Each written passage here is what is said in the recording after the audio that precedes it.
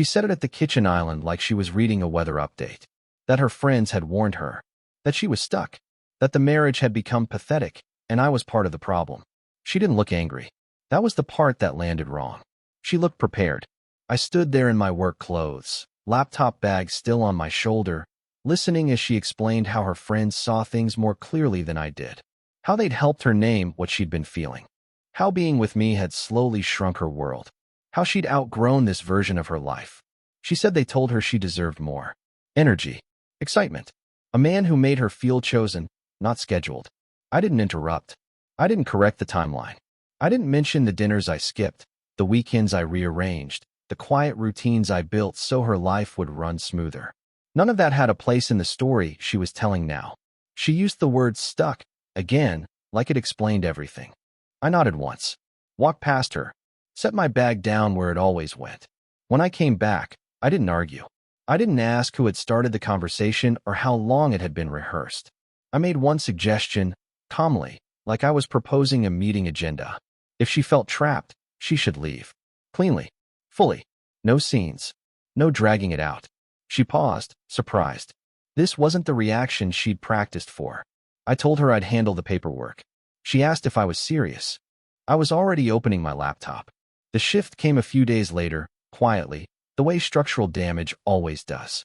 I was at the office when a colleague from HR crossed paths with me near the elevators. She didn't stop, didn't say my name, but her expression lingered half a second too long. Not pity. Assessment. That evening, my wife moved through the apartment differently. Phone always in hand. Screen angled away. Notifications silenced, then checked obsessively. She smiled at messages she didn't explain and grew impatient with questions I didn't ask. She started repeating phrases that weren't hers. Words like emotional stagnation and aligned energy. She talked about how couples either evolve or expire, how her friends had gone through similar awakenings. She mentioned a new gym class recommended by one of them. Said the instructor was intense, motivating, all about discipline and presence. I noticed the timing. The way her workouts stretched longer. The way she showered at the club instead of home. The way she stopped asking when I'd be back from work, as if my schedule no longer factored into hers. One night, her phone lit up on the counter while she was in the other room.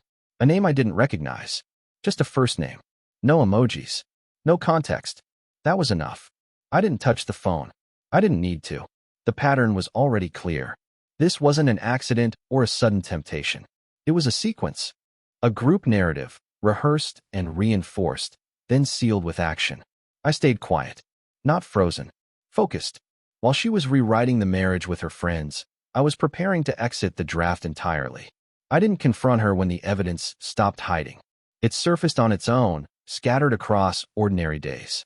A joint account transaction labeled training package. A charge from the club cafe on mornings she said she'd skipped breakfast. Calendar blocks marked private, repeating, always aligned with the same evenings. At work, patterns are what I get paid to notice. Deviations tell the story before people do. I watched how she rehearsed explanations out loud while getting dressed, then abandoned them when she saw I wasn't asking. I watched how her confidence spiked in front of her friends and drained when it was just the two of us. I watched how she started treating the apartment like a temporary space, leaving drawers half open, clothes in piles, decisions deferred. One night, she mentioned his name casually, framed as a joke one of her friends had told. She didn't realize she'd said it before. The slip was small. The confirmation wasn't. I pulled the phone records from our shared plan while she was asleep. Nothing explicit. Just frequency. Just timing. Enough to map a second life running parallel to mine. I copied what I needed. Saved it to a folder I wouldn't open again. The next morning, she talked about feeling lighter. Said her friends noticed a glow. Said she was finally choosing herself. I agreed with her. Out loud. That afternoon, I met with a lawyer recommended by a colleague who specialized in clean separations. No theatrics. No leverage games. Just process. By the time I got home, I already knew the shape of my exit. She thought the story was still unfolding. I was already at the end. I didn't announce anything. I didn't give a deadline or a speech. I let the process move quietly, the way it was designed to. The first thing I did was change my routines. I stopped coming home at the same time. Then I stopped coming home at all. I booked a short-term apartment across town, close enough to the office to make sense, far enough to erase habits. I forwarded my mail, switched my direct deposit, opened a separate account, and rerouted what was mine. She noticed the absence before she noticed the cause. Texts started coming in bursts, then calls, then silence, followed by more calls. I didn't block her. I just didn't respond. When the paperwork was ready, I had it delivered during the day. No explanation attached. Just documents. Clear, neutral, final. She showed up at my office that evening. Security called first. I told them it was fine, then left through the other exit before she could see me. From a distance, I watched the shift happen. Her social media changed tone. Less certainty. More vague quotes about strength and betrayal. Her friends commented aggressively at first, then less. Support burns fast when there's nothing dramatic to feed it. She started asking mutual acquaintances where I was. No one had an answer. I was still visible. At work. At the gym. At dinner with colleagues. Just no longer accessible to her. That was the part she didn't expect. She thought distance was a tactic. She didn't realize it was the result. By the time she understood, I wasn't coming back to negotiate. The silence had already settled into place. The collapse didn't come from me. That was the cleanest part. Her new certainty depended on momentum, on friends reinforcing the story, on the man from the gym playing his role without friction. Once the structure lost tension, the cracks showed fast. It started with a rumor at the club. Not about her. About him. Something involving a previous client and a membership freeze that wasn't voluntary. Then a schedule change. Fewer classes. Less visibility. The kind of instability that doesn't announce itself, only rearranges priorities. She noticed the shift before she admitted it. Her workouts shortened. Her phone stayed face down again, but this time from anxiety, not secrecy. She started coming home earlier on nights she used to stretch out. She talked less about empowerment and more about stress. One evening, she mentioned that her friends were being dramatic, that they were overreacting, that maybe they'd pushed her too hard, too fast. The same voices that had once been confident now disagreed with each other.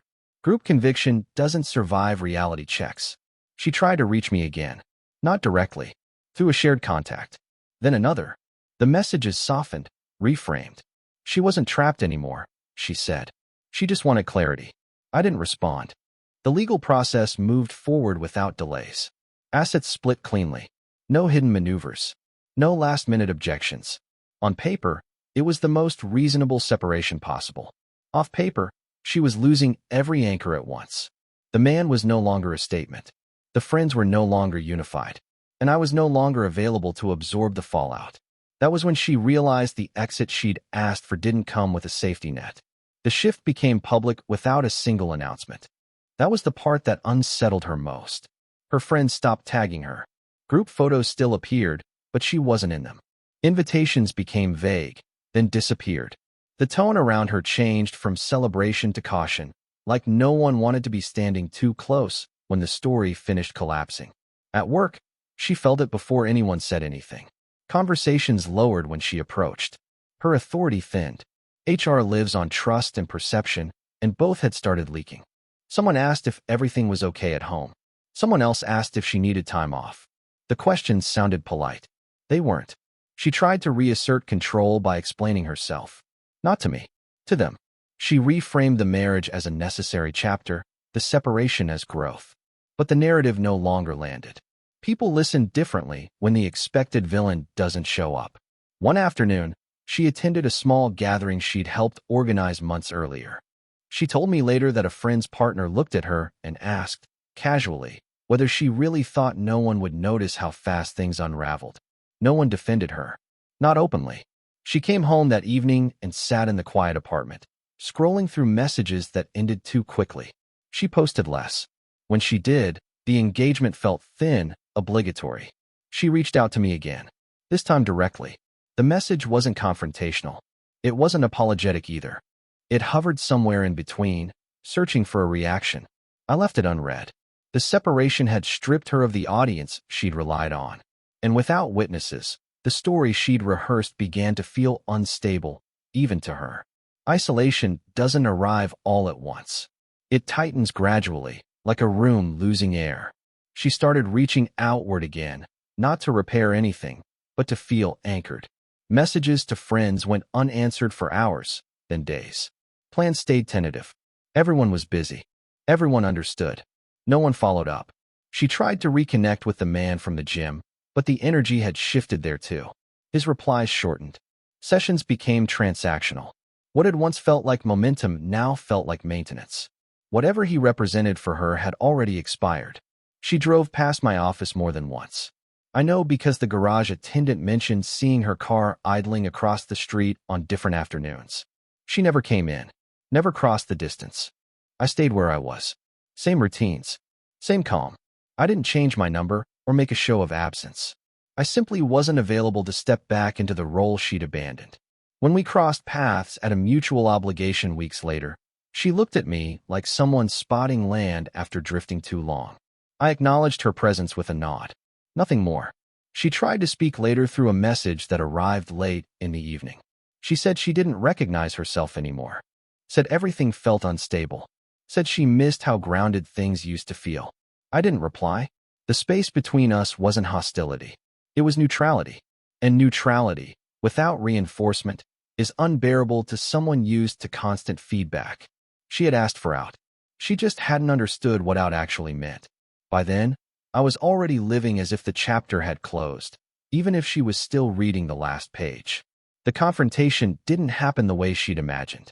There was no dramatic meeting, no raised voices, no closure speech she could recount later. It happened in a narrow space between schedules. She caught me outside a building downtown, early evening, as I was leaving a work function. She didn't block my path. She didn't touch my arm. She just stood there, uncertain, like someone who'd rehearsed lines that no longer fit the scene. She started talking immediately. Not accusing. Not apologizing. Explaining. She said the separation had gone too far. Said things had spiraled in ways she hadn't anticipated. Said her friends meant well, but didn't understand the consequences. She said she felt like she'd lost her footing all at once.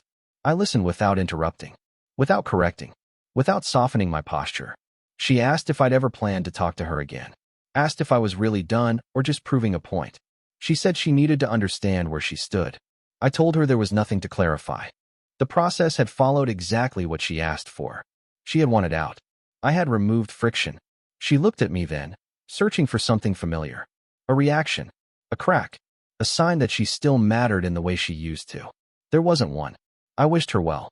Not performatively. Not coldly. Just accurately. She stood there as I walked away, finally realizing that this wasn't a phase or a tactic. I hadn't disappeared to be chased. I'd stepped out because the role no longer existed. That was the moment she understood I wasn't leaving the door open. I'd already walked through it. Her collapse wasn't loud. That's what made it visible. There was no public meltdown, no dramatic confession, no single moment people could point to. It showed up in smaller ways. Missed deadlines at work. A sudden leave of absence framed as personal reasons. A quiet move to a smaller place after the apartment lease ended without renewal.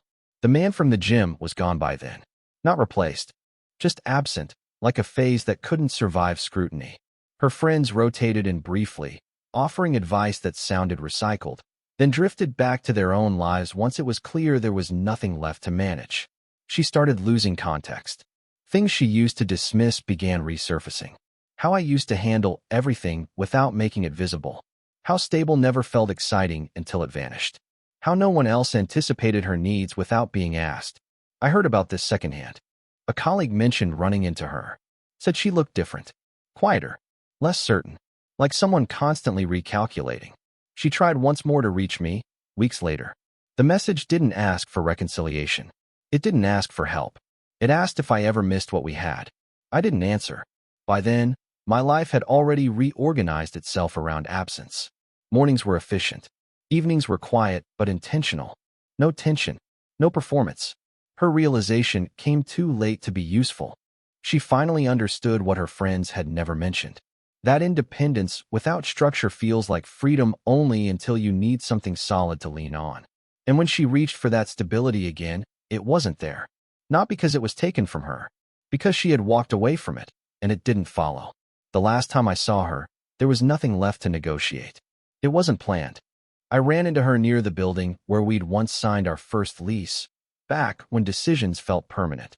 She looked smaller somehow, not physically, but structurally, like someone carrying weight without support. She noticed me at the same time and hesitated, unsure whether to approach. This time she did. She didn't talk about the past in detail.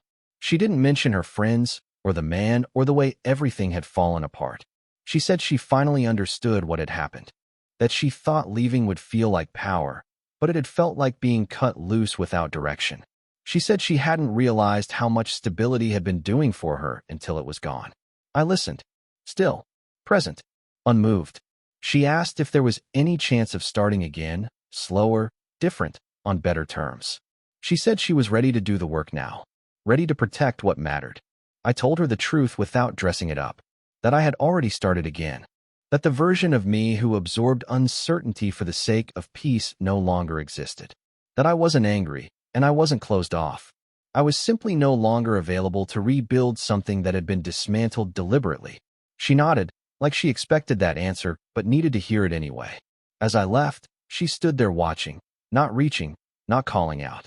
Later, I thought about the moment she'd called the marriage pathetic, about how confidently she'd said she was stuck. She wasn't stuck. She was supported, and the only thing I'd done was step away when respect stopped being part of the structure. I didn't disappear. I just stopped showing up where I wasn't respected. Drop it in the comments. Hit subscribe. This is where we talk about what doesn't get forgiven.